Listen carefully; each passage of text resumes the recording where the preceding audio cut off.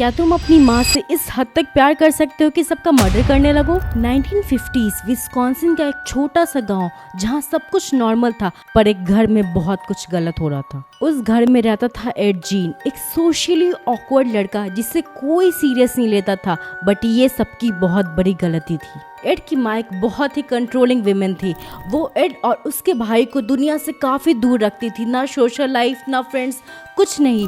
और वो उन्हें सिखाती थी कि दुनिया एक पापी है और औरत सबसे बड़ी पापी है, जबकि वो खुद ही एक विमेन थी।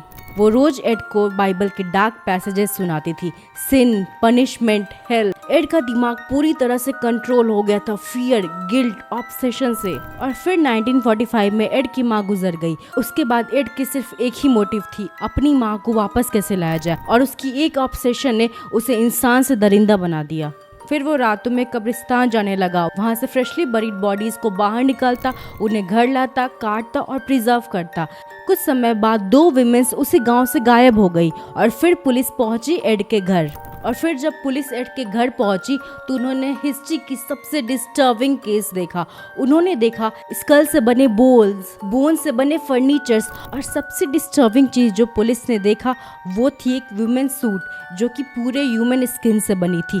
रोज रात को एड वो सूट पहनता और उसे ये लगता कि मेरी माँ मेरे साथ ही है। और फिर बाद में ये पता चला कि जो 2 औरतें गायब हुई थी उसे एड नहीं मारा था और उसे अपने एक्सपेरिमेंट में यूज करा था। पुलिस एड को पकड़ कर तो ले गई, कोर्ट ने एड को इनसेंट डिक्लेयर कर दिया और फिर उसे मेंटल असाइलम में रखा गया, जहाँ पर वो 1984 तक जिंदा रहा।